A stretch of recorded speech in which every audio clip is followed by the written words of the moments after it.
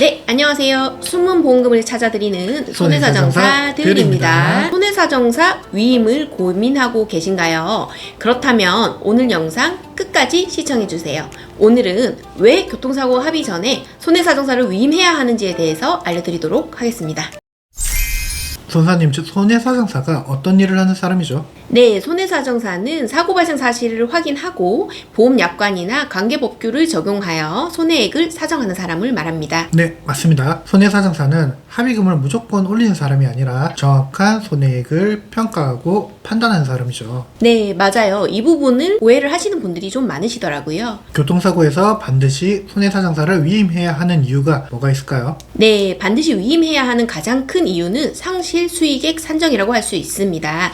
즉, 후유장애 정도를 판단하는 데 있다고 할 수 있습니다. 네, 이 상실 수익의 경우 사고로 인해서 얼마나 많이 다쳤고 다친 것 때문에 미래에 어느 정도 소득 발생에 지장을 준다라는 부분을 금액으로 계산하는 부분이죠. 그렇습니다. 그렇기에 교통사고 합의금에 있어서 상실 수익액, 즉 후유장애 잔존 정도를 얼마나 받느냐에 따라서 엄청난 차이가 발생할 수 있습니다. 예를 들어 이런 거죠. 관절면을 침범한 골절로 수술을 한 경우 운동장애가 남을 가능성이 높습니다. 그러나 보험회사에서는 아주 통상적이고 보편적인 기준을 제시하여 한시장애를 주장을 합니다. 약 1년에서 3년 정도 주장하는 경우가 많습니다. 네, 맞습니다. 일단 영구장애로 평가되는 경우가 매우 드뭅니다. 사고로 인해 동일하게 진단받고 수술하였다고 하더라도 환자의 현재 상태와 미래 상태는 다양할 수 있습니다. 즉, 보편적이고 통상적인 기준을 벗어날 수도 있다는 건데, 보험회사는 한시장애 3년을 주장하는 사건이었음에도 저희가 제대로 진행을 하는 경우라면 후유장애를 더 길게 약 5년이나 7년, 영구장애까지 인정을 받는 경우도 많습니다. 네, 이 한시장의 기간에 따라서 합의금이 수천만 원 이상 차이가 나는 경우가 있기 때문에 반드시 손해사정사 위임을 통해 진행하셔야 하는 걸 추천드립니다. 맞습니다. 손해사정사 위임 없이 진행을 하시게 된다면 내 상태의 객관적인 평가가 어렵고 보험회사가 제시하는 합의금이 적정한지에 대한 판단이 어려울 수 있습니다. 그렇기 때문에 보험회사에서 제시하는 금액을 인정할 수밖에 없죠. 네, 맞습니다. 또한 과실이나 소득 입증과 관련해서도 피해자가 직접 분쟁에 개입해야 하는 경우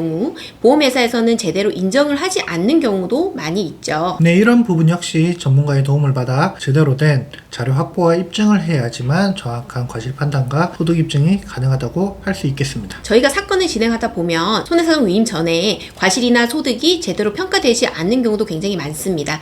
과실은 적을수록 소득은 입증이 많이 될수록 유리합니다. 그렇기 때문에 전문가 상담을 통해서 진행하는 것이 손해평가에 있어서 도움이 될 수밖에 없습니다. 네, 오늘은 교통사고에 있어서 손해사정사 위임이 왜 필요한지에 대해서 알려드렸고요. 교통사고로 독립손해사정사 위임을 알아보고 계신가요? 손해사정사들 전화나 카카오톡 채널로 상담 요청 남겨주세요. 친절하게 상담 도와드리도록 하겠습니다. 오늘도 시청해주셔서 감사합니다.